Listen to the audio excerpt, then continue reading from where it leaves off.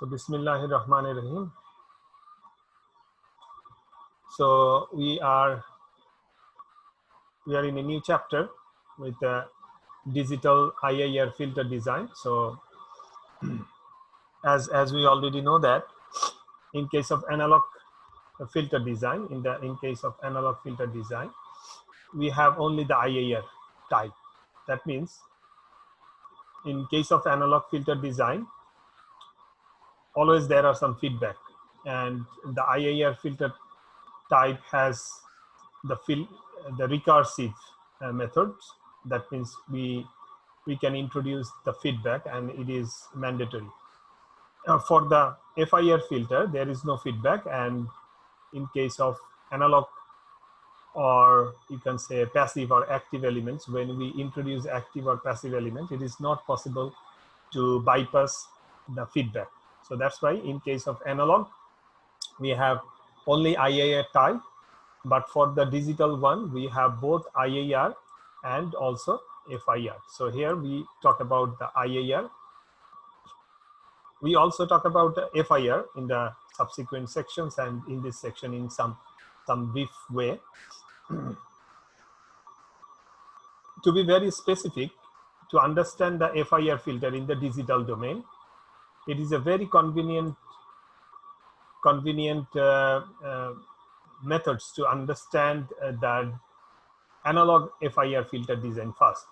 As we can see here, if you understand the analog FIR filter design, it is very easy to design the IAR filter as well.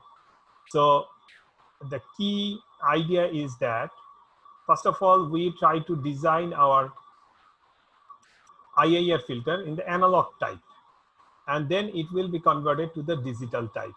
Or in other way, you have some definition. Let's say in the previous section, let's say we are putting some value, let's say F1, the frequency, let's say this is the cutoff frequency, and this is stop band frequency, F2. These are given, and for these frequencies we also have the magnitude.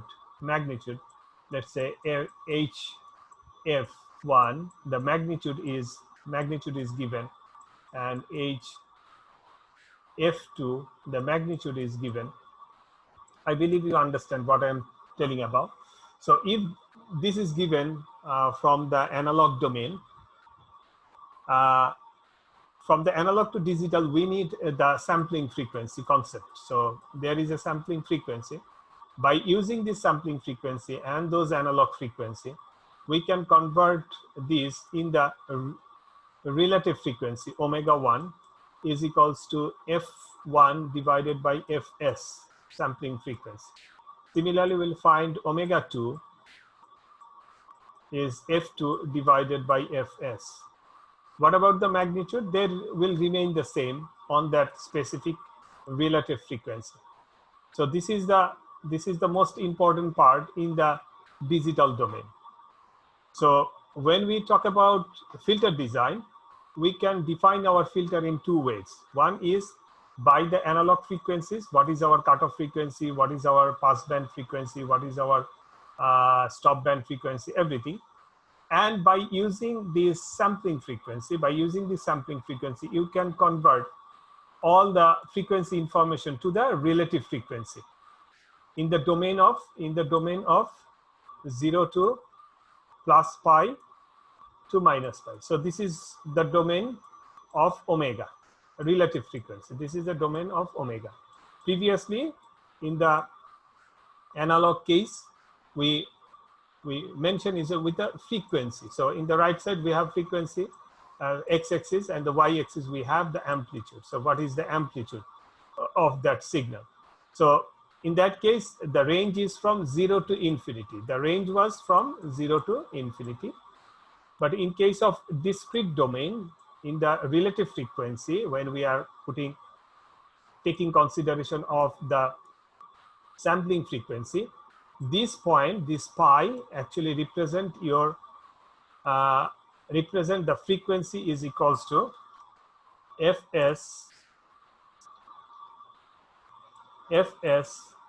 divided by 2. So that is this frequency. So this is a folding, sometimes it is known as the folding frequency.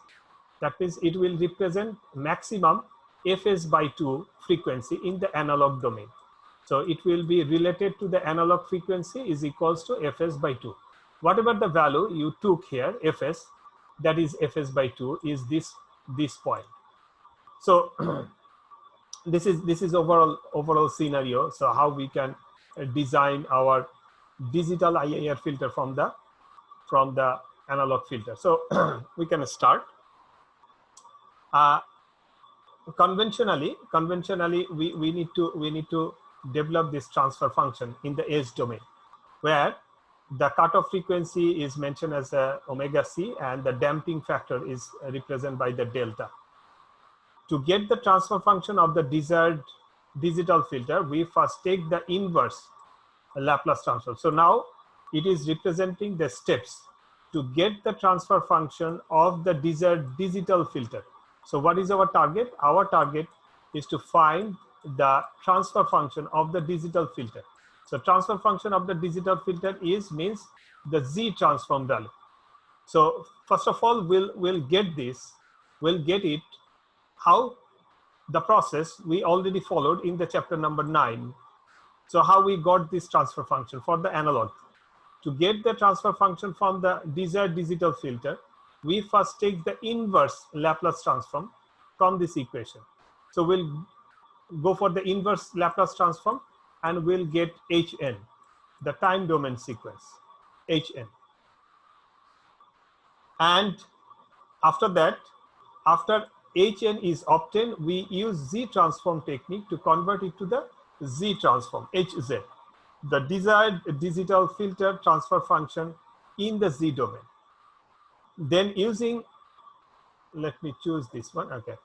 Then using Hz, that means the transfer function in the digital domain, we construct the required digital filter. So we can construct the filter. The type of design, this type of design is known as the impulse invariant design. So what is impulse invariant design? In step-by-step method, you have your definition. You have your definition. From the definition, like I already mentioned, you have the definition F1, F2, you have your HF1, the magnitude, let's say, HF2, the magnitude, and also the sampling frequency, okay, the sampling frequency. By using all this information, what is the first step? We already know that how to design this transfer function in the analog domain. So let's say we got it. After that, this is step number 1. So what we already know. From there, we'll do the inverse S transform or Laplace transform, and then we'll got Hn. This is just the mathematical tools. And after doing that, we'll do the Z transform, and we do the Z transform, and that's it. So you have designed your digital filter. Now you can plot it in the poles and the zeros, and by changing the poles and zeros, you can also change the parameter of your filter. This type of design is known as impulse invariant design. This type of design. We may also convert Hs directly from S domain to the Z domain. In Z domain, by means of what is known as bilinear transformation. So there is another way, that means directly from Hs, you can convert it to the Hz, and that process is known as a bilinear transformation. Today we'll talk both of those. So here, this is known as, this portion, this process is known as impulse invariant design, and this process is known as bilinear transformation. We'll have a lot of examples. So let's move on to the example. So they also mentioned that, okay, we'll talk about both for IAR and FIR type of filter. First of all, they just give some idea about the Iaea filter. I believe you already have the idea. Just to give an example, the very straightforward from the Z transform point of view, if this is your unit circle, if you have any pole, if you do not have any poles, that is not true. Always, if you have any zero, certainly you have some poles. If you have zeros, you will have some pole. Let's say you have a pole 0 there and you have a pole there. If you have the poles in the center, it doesn't have any impact to your system response, because the magnitude for all the frequency, it will belongs to 1. So that's why there is no impact to the magnitude response. And this kind of system is known as FIR system, because there is no impact of your pole to the system. If I have the same kind of thing, location, let's say you have a 0 there and you have a pole there. It is not certainly on the unit on the center or 0 point. So this certainly have the impact to your system, and this is obviously a IAR system. Typically, the IAR system has the poles not in the unit circle, not in the center, rather than unit circle anywhere in the Z plane. So by having the pole 0 location, you can understand whether this is a IAR system or FIR system. Or in the other way, in case of IAR system, you have the feedback. Let's think about this equation or this equation. In this case, the output depends on the inputs, the delayed version of the inputs, as well as the previous outputs. So you need the previous output information to generate your final output. So this is known as a recursive. This is known as recursive system. So that means you have your output. So this is yn, and your input xn. But your output also depends on the delayed version. Let's say a single delay, and there we can put a plus. Okay. So this is a recursive. So you need a feedback to your input, and there is a delayed version.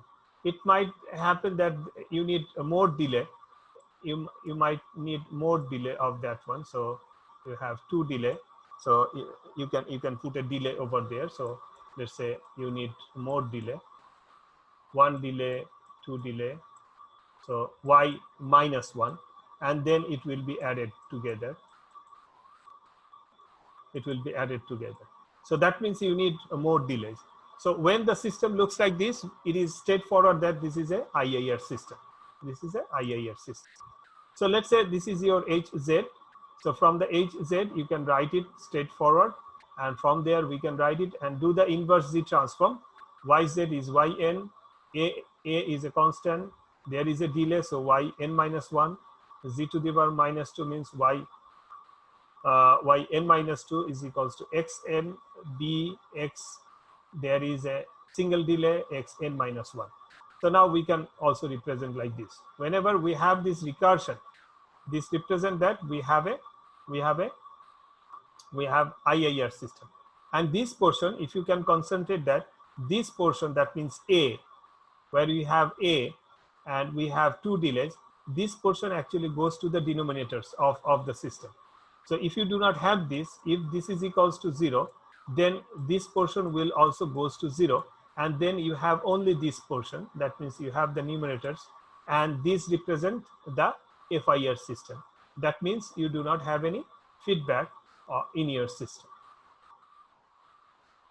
So it is already mentioned here. Okay, so the recursion, and for the IAR system, we have the feedback or recursion, and for the FIR system, there is a no recursive. So this is called non-recursive filter. So you don't have any recursion for this.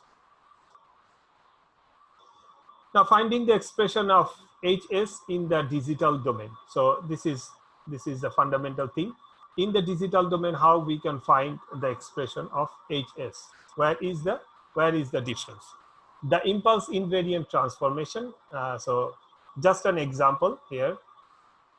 Just an example. So HS is equals to this. We know this for the first order transfer function considering.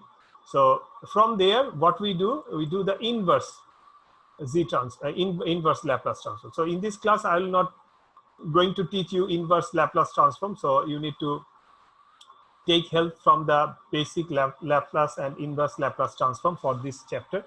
So please go through that to solving this kind of problem. So this is in general, this is very easy to solve the problem. So step number 1, and step number 2 is do the Z transform. So we'll do the Z transform, and this is our final output. So this is just a simple example. Let us now assume A is equals to 1 and gives e to the power. So if A is equals to 1, e to the power minus 1 equals to this. So we can write this very easily. From this, how we can draw this structure? How we can draw this structure? We can move it to the time domain, and the time domain sequence give us this structure very easily.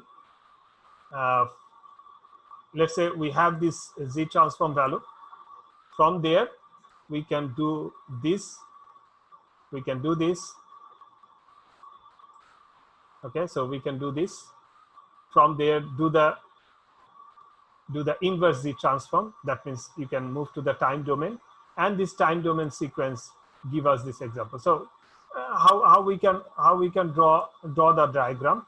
Here we have, let's say I try to implement this equation in the circuit, digital circuit. What is our input? So I can put an input port. So Xn. So Xn is my input port, and there is the output port. So this is Yn. This is the simplest one. So Xn is an input and Yn is the output. So Xn, so how I can get the Yn? Xn plus the delayed version of Yn multiplied with this. So now put a delayed version. So how I can put a delay? So Z to the power minus 1. So let's say put a delay, and then it will be multiplied with a constant value. So when we are putting a constant value, let's put a multiplied constant. I'm putting a circle, and this is 0.36. Okay, just 8. I neglect that one, and then that will be added with Xn. So this will be added with Xn. This will be added with Xn, and this will give you the final output. So this will actually give you your output. So this will, and this is the same thing. Probably will have the same thing if I can move up. So they are doing actually the same thing. Here the summation means this is addition. So you can give a summation type, and Yn a delay and multiplier. So this is a multiplier adding. So that's the same thing we are doing here. So it is very easy. If you have this equation, from this equation, you can find the structure by using the inverse Z transform. So moving to the time domain sequences, and from there you can draw it. Okay. Another example, if Hs is equals to this, do the partial fraction method, and by doing that, you find the signal ht in the time domain. You find it ht in the time domain. From the ht, you can find the Z transform, and we find hz is equals to this, where it is equals to this one. So doing just mathematics, we can find the transfer function in the Z transform is this one. If I found this one, okay, so it is very easy to go from this equation to the hn, or we can write y This is equals to yz divided by xz, as we have done previously. So now you can multiply it, and from there you can write this equation. If I have this equation, it is now very easy and convenient to draw the time domain sequence. So you can draw the time domain sequence.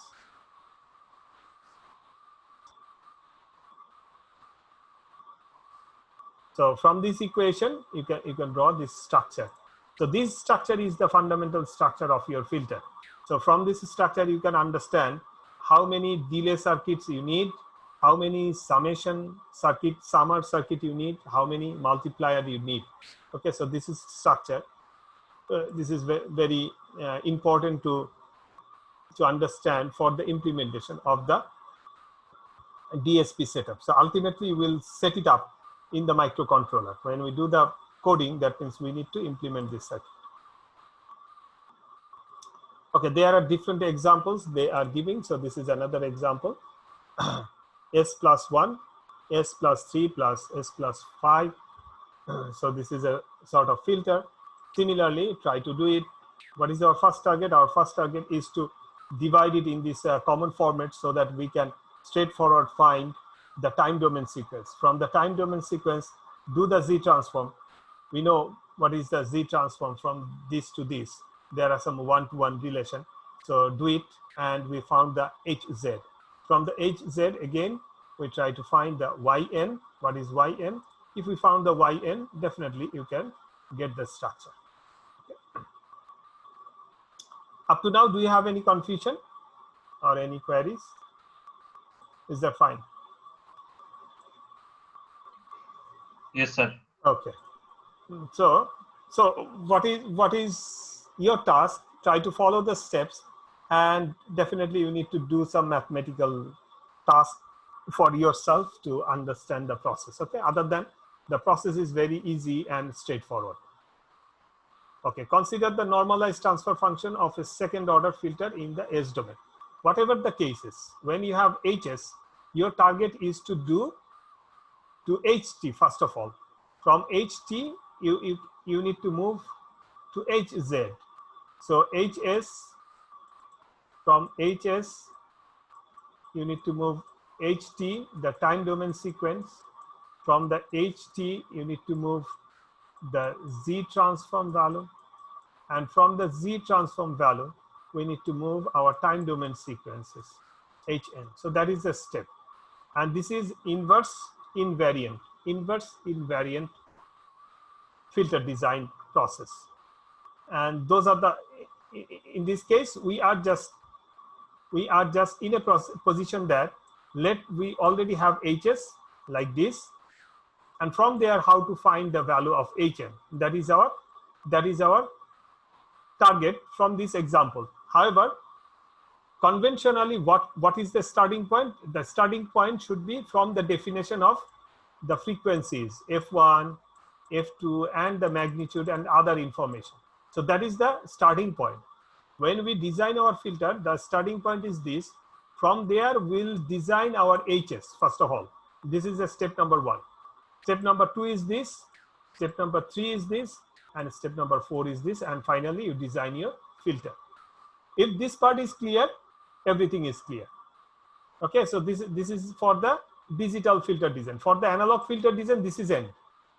For the analog filter design, this is the end portion. You have designed your HS, and you can design your circuit. But in case of digital filter, you need to change the definition with respect to sampling frequency. And you need to do all the processes up to HN in case of digital filter design. Okay, so for Laplace transform, it is already known. So if it is not known, you need to memorize the thing for the mathematical portion, mathematical term. So after doing that, we'll have HS is equals to this. If we have HS, then do the inverse Laplace transform, and we found this inverse Laplace transform. From there, we'll do the Z transform. We got this, okay, Z transform. And from the Z transform, you can move to the invert Z transform in the time domain, and similarly you can do the process. So the same thing is here. Consider the normalized transfer frequency for the third order filter. So for the previous case, in the upper case, the example is given for the second order filter. This is for the second order filter. So they are giving some example with the third order filter, so that there are some examples, and do the same things. And in case of third order filter, if we can go through, in case of third order filter, at the end, what we found our hz is equals to this portion. We will have one portion added with another portion and added with another portion. It looks like there are three transfer functions. One is h1z, this is h2z, and this is h3z. So why I'm putting h1, 2, and 3? Because when you try to mention it in the time domain, it is better to mention in a way. h1z can be represented h1n, h2z can be represented h2n, h3z can be represented as h3n, so that you can factorize your whole problem in three small segments where they are adding means they are cascaded in parallel. So they are added means they are cascaded in parallel. So we are showing the structure afterwards. So hz is equals to this plus this plus this, and they are also writing like this: h1 plus h2 plus h3. So they are in parallel implementation of the scheme. So addition means parallel, multiplications means they are cascaded like this, one after another. So this is a multiplier. So if hz is equals to h1z multiplied with h2z, if that is so, in that case this is the cascading. But if this is addition means you have this system parallel to that. So they have the parallel connection. So there are two systems. This is h1z and this is h2z. So they have a parallel connection, and this is the final output. So you have the final output and you have the input, a single input, single output. Also there is a single input, single output, but passing through to in series. And addition means they are in parallel. Okay. So we'll have for h1 we got y1, for h2 we got y2, for h3 we got y3. And this is the parallel connections we have. Let's say for h1 this is x1x, x1n. It is ought to mention that xn is equals to actually x1n, the same input, and it is equals to x2n, same input, is equals to x3n. So they are the same. So that's why this point is connected to all other points. Okay. So let's say for the first chunk, this is the input and this is the output. This is for the first equation. For the second one, when we have h2, this is the value, you can say this portion up to this.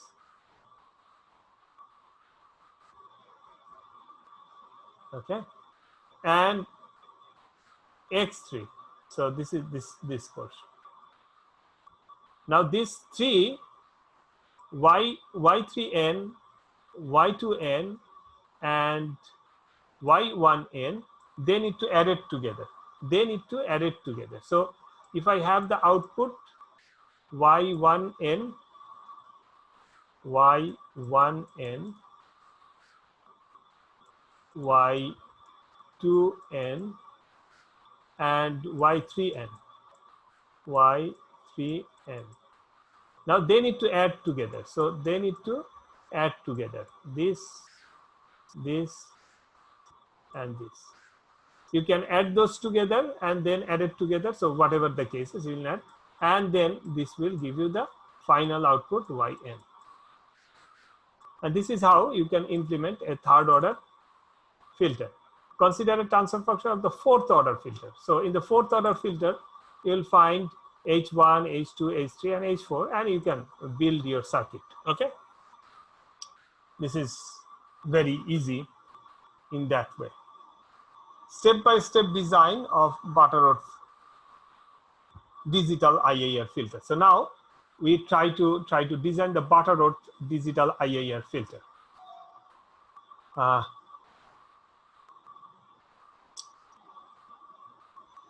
In the chapter 9, we talk about the step-by-step design of the Butterworth digital filter design, where we found the HS. So we need to do it exactly the same way, but we need to consider. Okay, so so we'll design the Butterworth filter. First of all, we'll follow the same step as we have done in case of analog filter, and try to find the HS. But before doing that, we need to consider that now we are in the digital domain or the discrete domain. That's why we need to consider our sampling frequency, and that is the fundamental difference between the analog filter design and the digital filter design. Whenever we found HS, we follow the same processes, what we already discussed in the last section. Okay, let's start with some examples. Design a Butterworth digital low-pass filter for the following specification. The passband gain is given as 0.89. So passband gain is given, and the frequency up to which the passband gain must remain more or less steady is given as F1. The amount of attenuation is 0.215, and the frequency for which the attenuation must start is F2. In case of analog filter design, this is enough. So, and by this information, we can design our HS straightforward. Now there is an extra information, is that the sampling frequency. We have the sampling frequency. Now, by using the sampling frequency, we need to change our F1 and we need to change our F2. F1, this is F1 can be written as omega 1 is equals to twice pi F. That means F1 divided by Fs. So that is our omega 1. Then now for F2, having the same formula, that means for omega 2 is equals to twice pi F2 divided by Fs. And this is the only difference. Now you have omega 1 instead of F1, and you have omega 2 instead of F2. And now you need to start the design process, what we have done in the last chapter. And that's it. This is the difference. So the step number 1 is normalization of the frequency. So we have done that normalization, and here is the normalization. Omega 1. So what is the value of omega 1? And what is the value of omega 2? So those are the normalization. We have done it. Now after doing the normalization, what is the first step for the Butterworth filter? Finding the value of n and finding the value of omega c, the cutoff. Previously the cutoff is like this, omega c, let's say the analog frequency. Now the cutoff frequency is omega c, the angular frequency. So relative frequency. So how we do that? We'll follow the same process, because we already have the equation. We already have the equation for the Butterworth filter, the polynomial equation. We'll follow that process. There will be two equations. By having two equations, there are two unknowns. So we can find the value of n. We can find the value of n is equals to 1.98. So that is equals to 2. Similarly, by using that value, we'll find the value of omega c is equals to 0.6 737. If you can just remember, in case of analog filter design, the value of omega c is a very big number conventionally, because it is in the normal frequency value. And here the omega c will be always less than 1, because according to the Nyquist theorem, the omega c should be maximum 1 for the Nyquist value. So the folding frequency, that should be always less than 1. This is a difference. Now the next step is determinations of the poles and the valid poles. So the same process. So where are the poles and the values poles? So if you can remember, this is the S domain for the pole locations, how we determine the pole locations. Okay, so probably we can recall the pole locations, how to find the pole locations, and they are not in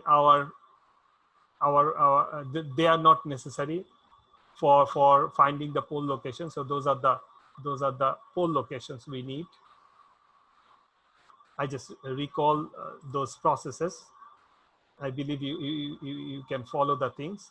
And after having the pole locations, B1 and B2, since this is a second order filter, so we have 2 poles. So we can find the transfer function in the S domain.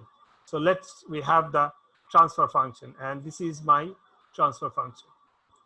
Now, what is the next step? Any of you? What is the next step after finding HS? Inverse transfer function. Inverse Laplace transfer function. Inverse Laplace. Yeah. So we'll move to the time domain sequence. We'll move to the time domain sequence.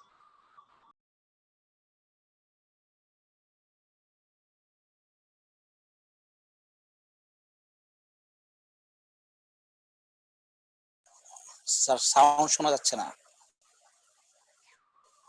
So Laplace transform in the time domain, in the continuous domain, analog domain. Sorry, not in the time domain, in the continuous domain, analog. From there, we'll go for the continuous time domain. Continuous time domain by doing the inverse Laplace transform. So doing the inverse Laplace transform, what is the next step? Is the normalized frequency. So we need to move to the normalized frequency, like we have already. So this is sorry. This is up to this we are having HT. When we have HT, what is the next step? After HT, we need to do the Z transform. Yes, we'll need to move to the HZ, and from the HZ we need to move to the HN, and that's it. You already design your filter. So for this example, they just give the example up to HT for the conventional method. If this example, so they have done the same thing for the decibel values. If the frequency, the magnitude is given in a decibel number, so how you can solve the problem. So same problem, the same problem just for the decibel value. So the same problem just for the decibel value. So you can follow this. So the same process, omega 1 and omega 2, they'll have the same value. Just the decibel values are considering here to determine the value of n and omega c. To determine, so here you also got the same n value and the omega c value. The same n value and the omega c value.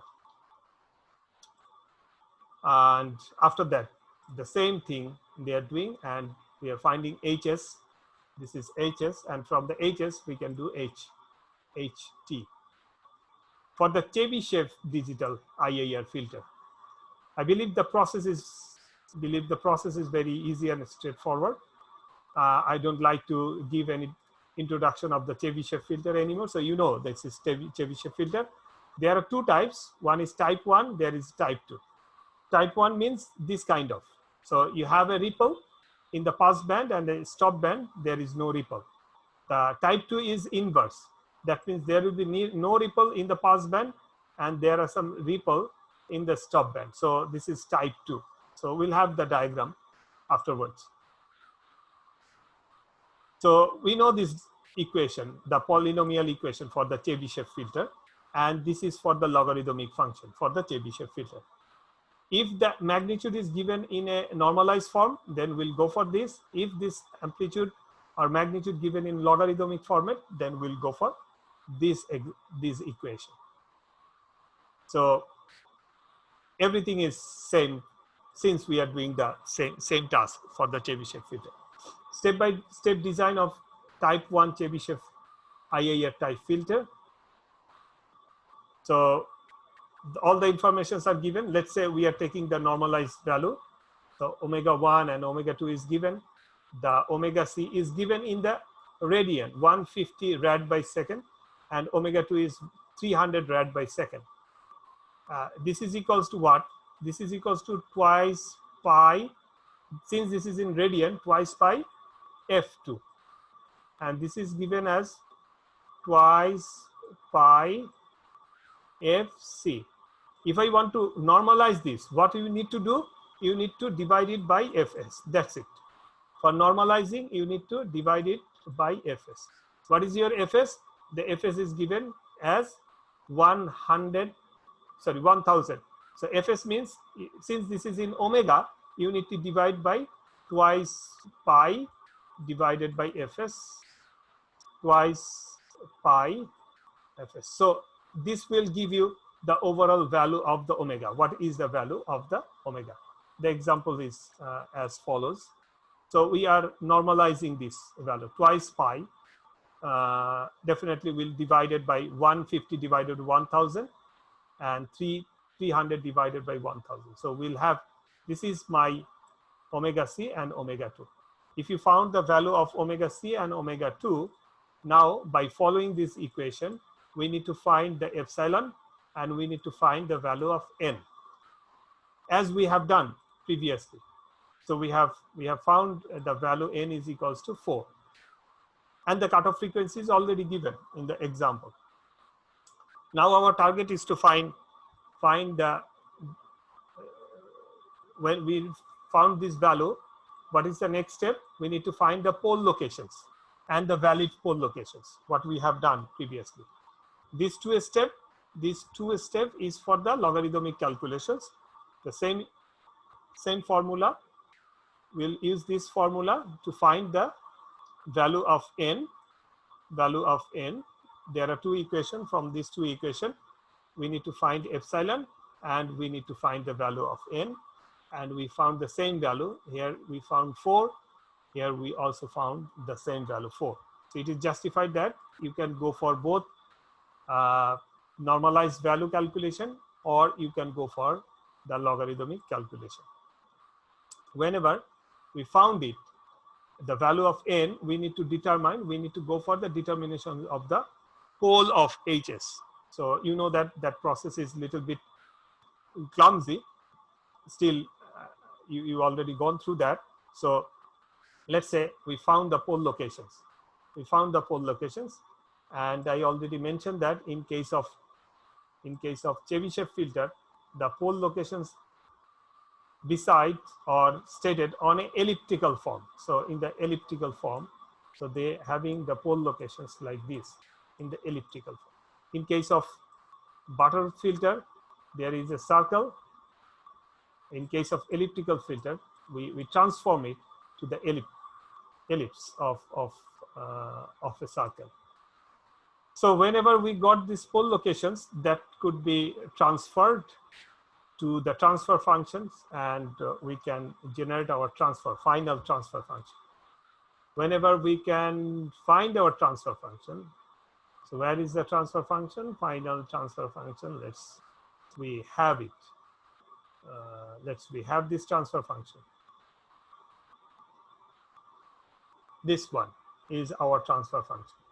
So this is our transfer function. Now we need to divide our transfer function in a parallel way to make the inverse Laplace transform easy. So that's why we need to go for partial fraction method. And finally we found this is our transfer function, where we can divide the total transfer function in 4 parts. We can divide our transfer function 1 part 2 per, sorry. Sorry, there's a, from this equation number 24, when we divide the whole transfer function, we have H1, we have H2, we have H3, and we have H4. So we have 4 transfer functions added together. So from the 4 transfer function, we have 4 inverse Laplace transform. And from the 4 inverse Laplace transform, you have 4 Z transform value. Whenever we have 4 inverse transfer value, then added those together, and you have the final result. Conventionally, and you need to do what? For H1, you need to do H1n. For H2, you need to do H2n, and so on and so forth. If you have all those 4, H1, H2, H3, and H4, then it is very convenient to build your circuit, because this is in the time domain. Definitely, this is a very complex problem from the mathematical terms point of view, but from the conceptual point of view, this is easy and straightforward. So step by step, you can do it very conveniently. Okay, so the inverse Chebyshev Iaea filter design, you have the, this is the characteristics or the polynomials, how they looks like, inverse Chebyshev filter, or it is called type 2 Chebyshev filter. And the equation, previously we'll have this equation for type 1, and this is the equation for the type 2. Now this is our fundamental equation to find all those results in case of type 2 Chebyshev filter. I'll not go into detail of this one. This is the examples I've given. So they will follow the same process, exactly the same, what we done in case of type 1. So there is no difference between type 1 and type 2 calculation, rather using that polynomial equation. Just the polynomial equation is, we have the difference in the polynomial equation. Other than that, everything remain the same. So just go through that and you will find it not very difficult. Okay, just go through that. I'm just encouraging to follow the processes. I will not give you some question like this. Okay, you need to do step by step, all those things. Of course, these examples are important. For the time being, I will ask the steps for your Viva and other way. And in the final exam, I will ask the steps, not to do the performing all the processes, just the steps. Okay, so that's why it will make your life easy. But I will encourage that in the chapter number 9, you need to solve the problem. In this chapter number 2, you need to do Laplace, inverse Laplace, Z transform, inverse G transform, a lot of transformation. So you can neglect those part. But in case of chapter number 9, you need to design, that means up to HS, you need to design that, at least for the second order filter, not even go for third order or fourth order filter. Okay, for your exam, final exam, at least for the second order filter. Okay. Okay, sir. Yeah. So make your life easy, because if you know for the second order, you can do it for third order, fourth order if you have your time, no problem. So there are some features. Please go through that, where you need flat transformation. Then we'll go for the type 2 Chebyshev filter, because there is no ripple in case of pass band. And that is the big advantage of the Chebyshev filter, type 2. Okay. Okay, now we'll talk about the digital filter design using a bilinear transformation.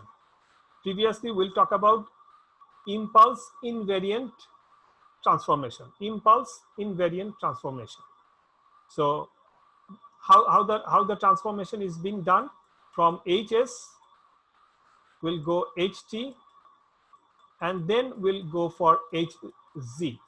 In case of bilateral transformation, directly from HS, we can go for HZ.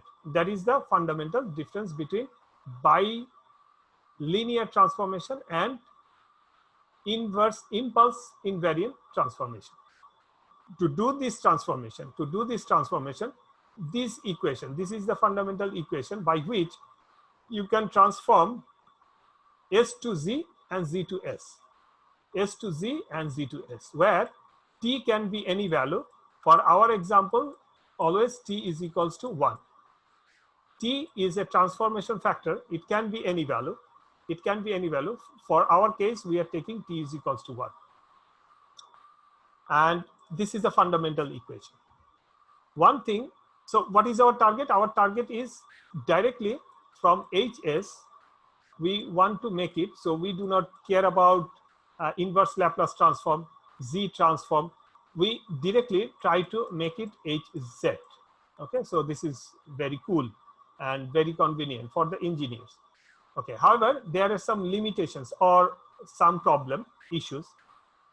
The relation between the analog frequency and the discrete frequency or digital frequency has this kind of relation, which is nonlinear, and this is a problem. And if I show you the nonlinearity, you can see this is the nonlinearity. So that means if I have this analog frequency, this is related to this digital frequency. If I have this analog frequency, this has this digital frequency. That means if you want to design a digital filter, first of all, if you know this, if you design for this one, it will not relate directly. If I have a linear filter, then by using the sampling frequency, you can find what is the analog frequency over there. But if I use this kind of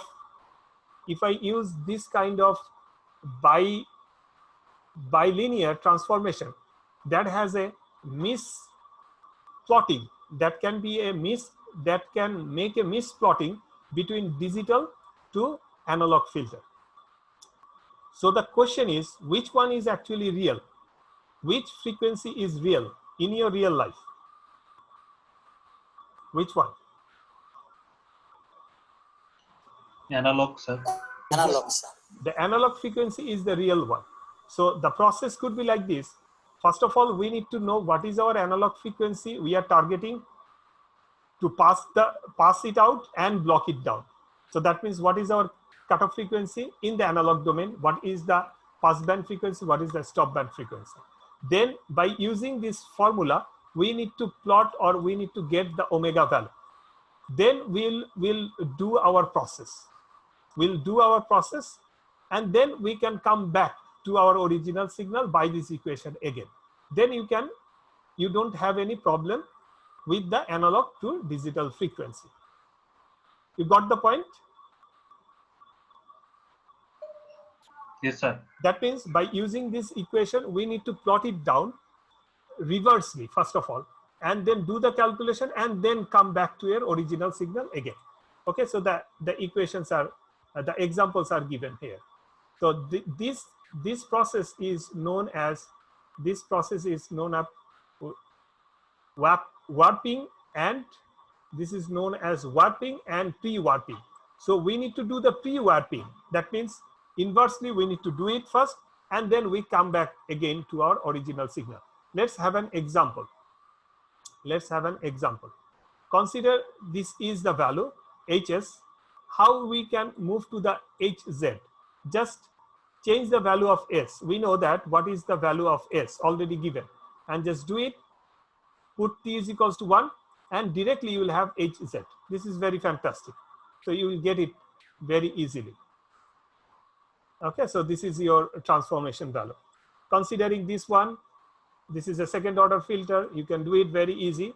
So you do not need to go for HT. Your life will be very, very easy now. Okay, so go for the bilateral transformation. Now with a practical example where we have this gain, we have F1, just consider F1, the real frequency, F2, the real frequency, and real sampling frequency. Now try to see the difference. Where is the difference? First of all, you are defining omega 1. You are defining omega 2. Okay, so this is conventional. Now we need to do the pre-warping by having this value. So omega 1, what should be the omega 1? Because capital omega 1, we already know what is the capital omega 1. So that is our target by the digital frequency. What should be the analog frequency? For that, we are pre-warping that. We are pre-warping with that value. Now, by using the value of omega 1 is equals to 0.02 and omega 2 is equals to 0.05. We need to find the value. We need to find the value of n, and we can find the value of omega c. So that means, what is our reference in this case? Our reference is these two. This is our reference. First of all, we'll convert it to the omega 1, capital omega 1, and we'll convert it to the capital omega 2. And after using those two values, we can find the value of omega c, our cutoff frequency. We are using those values, we are finding the cutoff frequency. When we found the cutoff frequency, we'll follow the same formula. So that means, since this is fourth order, so this is a bit difficult, okay, fourth order. So you need to do the calculations, and this is what kind of filter? What kind of filters is this one? They are using both Butterworth and the Chebyshev filter, okay? So you can go for the Butterworth or the Chebyshev filter. So you'll find the HS. When you found the HS, then for each and every S, just convert those S is equals to this one, because we already know this. And then directly we find what is the value of HZ. We can find the value of HZ. And now HZ, after HZ, what is your task? After finding HZ? Sir, inverse Laplace? Inverse Z transform. Inverse Z transform. And then you'll find Hn. To find it convenient, you need to go for the partial fraction method. Since this is a fourth order, you need to do a lot of work, mathematical work. If this is a second order, then you just have a plus b over something, and then just do the partial fraction method, and you have two different parallel construction of Hz, and it will be very easy. Is this idea clear up to now? Yes, sir. Okay, fine. Now we'll talk about the frequency transformation, and this is the last portion of this lecture. I'll just talk about the idea. You can just follow the formula or the process. Frequency transformation. If you have a low pass filter with some definition, how to make it to the high pass filter. You have a low pass filter with a definition, how you can transform it to the high pass filter. So the idea is, we need to process in a common format. Let's say this is for a high pass filter. We already know this format, okay? So you can define it by a RLC series circuit. RLC series circuit, how that will be designed. And now we can just reorganize our equation, and we can write in this way, where x is equals to s by omega c, nothing new. Just x is equals to s by omega c, or you can say s is equals to x omega c. This is for what? For low pass filter. So for low pass filter, I just write it in the left side, x is equals to s divided by omega c. And this is for low pass filter. That means that s is equals to x omega c. So this is also for low pass filter. So just to keep in our mind. Now, if I move to the high pass filter, so this is a circuit. You can do the calculation, a very normal calculation. And here, after doing all those calculations, we can find that in this case, x is equals to omega c by s.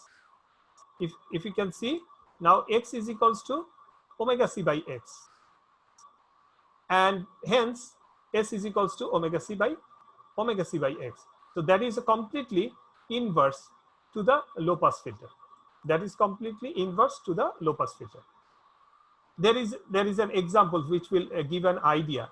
Obtain the transfer function of the first order high pass filter from that of the first order low pass filter. So let's say you have everything in the low pass filter. How to get the high pass filter transfer function? That is your target. So the target is you have your transfer function for low pass filter. How to convert it to the high pass filter transformation. So how to transfer this? That is our target. Okay, so is it clear what is our target? Yes, sir. Yes, sir. Yeah. So let's first we develop the